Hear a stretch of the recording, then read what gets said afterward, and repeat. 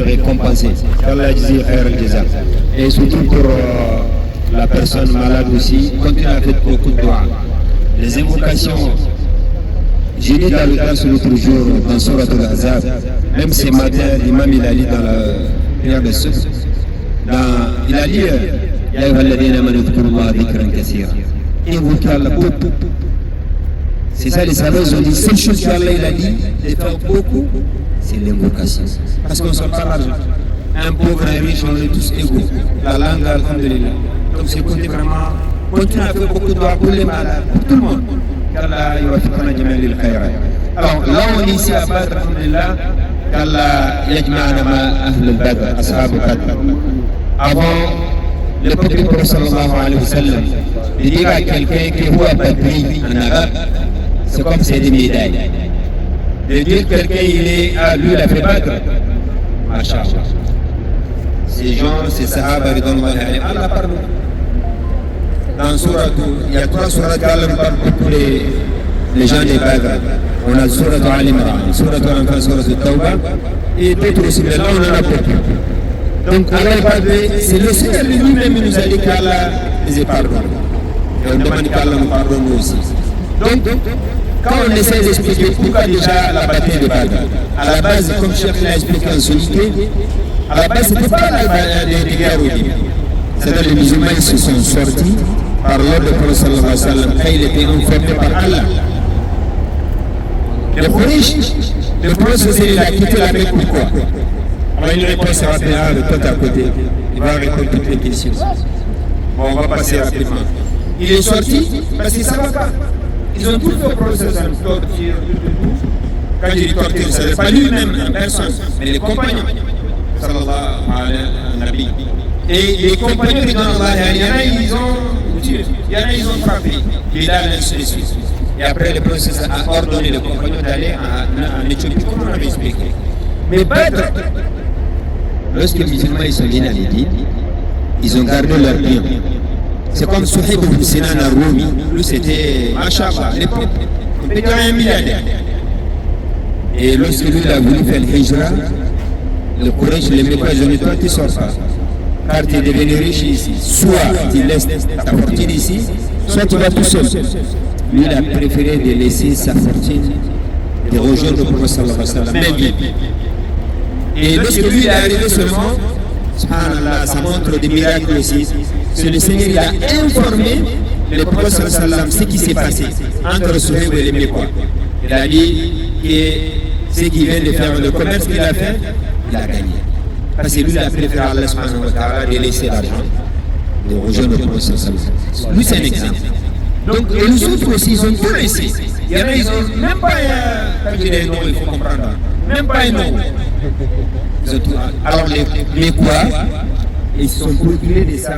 Et tout ramasser. Les biens de musulmans, d'acheter un champ avec.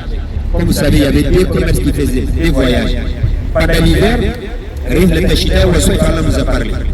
Au Yémen également, Cham. Avec des machins, ils ont mis que 30 personnes seulement. Des caravanes, machallah. Et c'était accompagné par leur chef, c'était Abu Sufyan. C'est lui qui était devant. Avec 30 personnes, uniquement pour ce pays. Mais ça, c'est l'argent des musulmans. Donc, lorsque le professeur était informé, le professeur a dit c'est votre droit. C'est vos biens. Donc, là, d'aller récupérer. Parce qu'ils sont passés par lui. Abu Sufyan, lui, était intelligent. Quand il se rapproche de Médine, il a constaté qu'ici, on se rapproche de Médine. Donc, maintenant, il essaie de changer le chemin. Et le professeur a dit aux musulmans maintenant, allez-y récupérer vos biens. Et Allah a dit dans Surat Al-Anfal, وَإِذْ يَعِدُكُمُ اللَّهُ إِحْدَى الطَّائِفَتَيْنِ أَنَّهَا لَكُمْ وَتَوَدُّونَ أَنَّ غَيْرَ ذَاتِ الشَّوْكَةِ لَكُمْ. Jusqu'à la fin du verset. Les musulmans, ils avaient l'intention d'aller récupérer leurs biens parce que ce n'était pas la bataille. Mais Allah, il a voulu que les choses se passent comme ça. Et ce qu'il faut retenir à Babi Kiram, il dit que chaque fois qu'il laisse quelque chose pour Allah subhanahu wa ta'ala, le Seigneur ne va pas tabac. C'est pour ça qu'il y a des frères qui nous ont demandé de voir aussi en frontière. Et la personne, lui, il est aussi il est dans le besoin. Surtout doigt, il a quelque chose d'important qu'il a laissé. Mais il compte par Allah subhanahu wa ta'ala, demande à Allah qu'il va réunir le khayr. Et tout le monde aussi ici. Les Mécois ici, avec le prophète sallallahu alayhi wa sallam, quand on regarde leur nom, on a dit il y a un verset en haut. Le Seigneur nous a aidés. Il y a qu'Allah qui peut aider les gens. Même si tu as je ne sais pas quoi comme armée, si Allah il a dit oui, c'est oui. Si Allah il a dit non, c'est également. Allah il a dit vous étiez peu, vous n'êtes pas beaucoup, vous n'êtes pas beaucoup. En regardant leur nombre, les musulmans, 314 déroyales, c'est-à-dire 300, il y a quelques dizaines.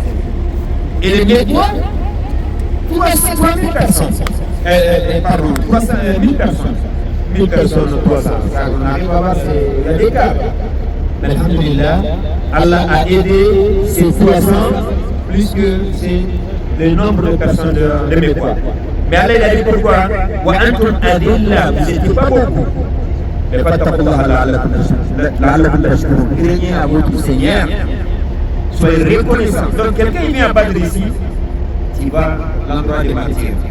Et de voir lorsque le prophète il a décidé de venir, la guerre s'était décidée sur le chemin, pas le début. Allah il a dit maintenant c'est comme ça. Et c'était pas là le Ramadan, le premier Ramadan. Alors c'est ce qu'ils venaient, on a vu les Kaboura avec nous, ils ont mangé même là on a vu. Or là ils étaient dans le car climatisé. Mais les Béninois Ashab avec Rasul sallallahu alayhi wa sallam, non, on était des jeunes, il y en a, ils étaient en état de jeunes. Mais quand ils sont venus, alhamdulillah, pour Allah subhanahu wa ta'ala, c'est là il a dit, craignez Allah subhanahu wa ta'ala, soyez reconnaissants vers le Seigneur subhanahu wa ta'ala. Il y en a qui trouvent là des biens, mais est-ce qu'il est reconnaissant? Ça c'est autre chose. Mais d'être reconnaissant, de mettre au chemin d'Allah subhanahu wa ta'ala. Il y a la langue, il y a les actes aussi.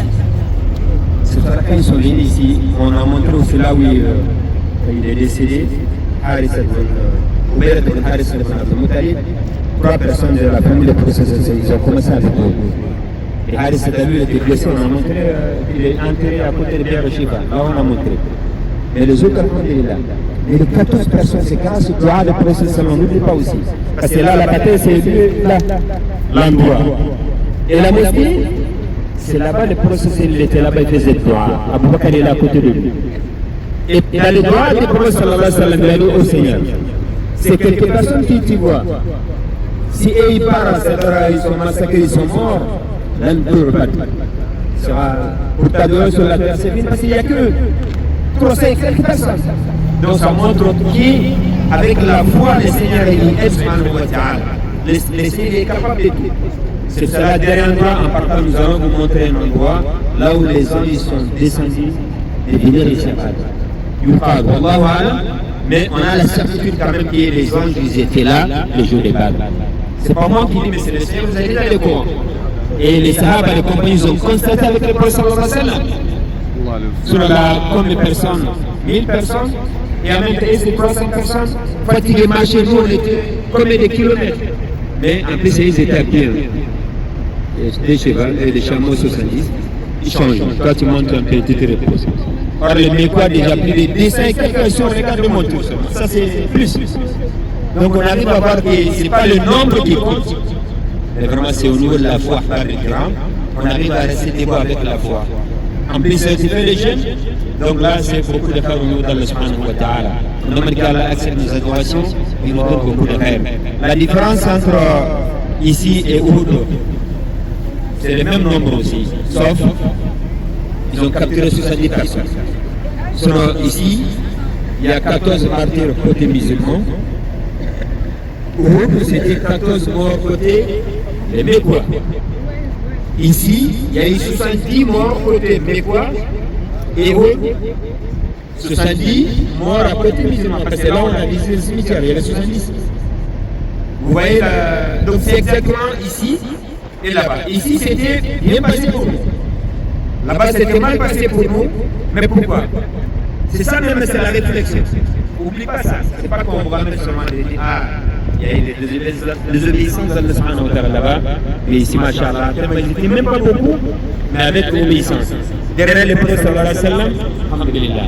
Et le prophète, c'est toujours, il écoutait les compagnons sur le pas. Parce que là-bas, le but, à côté de la mosquée, là-bas, il y en a eu.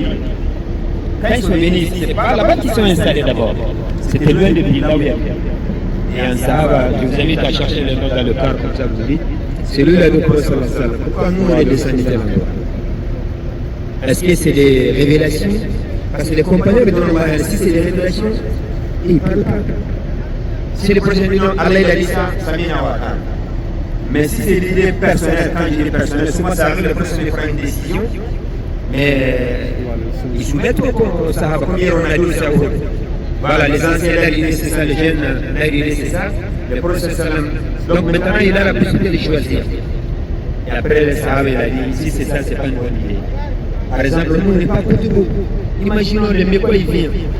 Et ils vont prendre de l'eau. Et nous, on est de l'autre côté. Comment ça se passe? Vous voyez comment il a donné l'idée au prophète sallam. Et le prophète a dit, exactement, c'est ça. Mais il y a des choses aussi, c'est des révélations, alhamdulillah. Mais ça, c'était l'idée. Le prophète sallam, normal, il a suivi. Et c'était bien passé aussi. Et lui, il est resté de fait droit. Donc on revient encore à la gloire avec grand, gloire encore pour les malades, pour les personnes qui nous ont quittés et pour nous aussi. On a des soucis, chacun de nous on a quelque chose.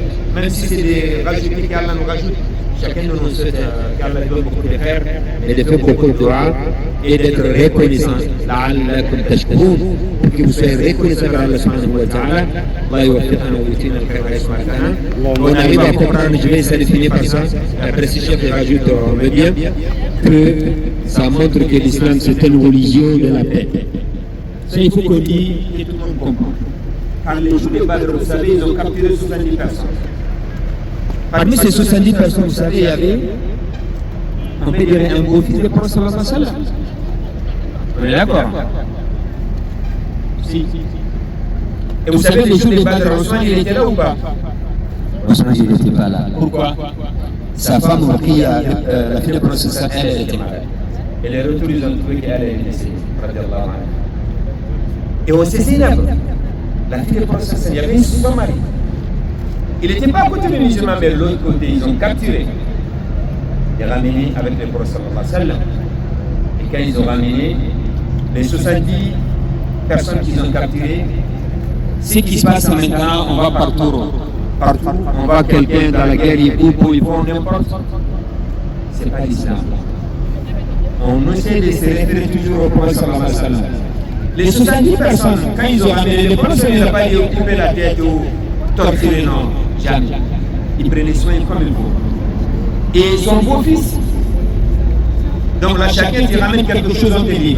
Soit il prend, on donne 10 enfants, il apprend la langue de n'importe quoi. Quelque chose.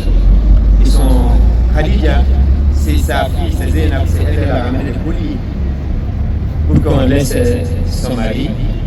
Et lorsqu'ils ont ramené ce colis, directement le professeur de la colis, il a dit, tout de suite on arrive à comprendre, ah il fait comme ça vient de son épouse qui? Son épouse?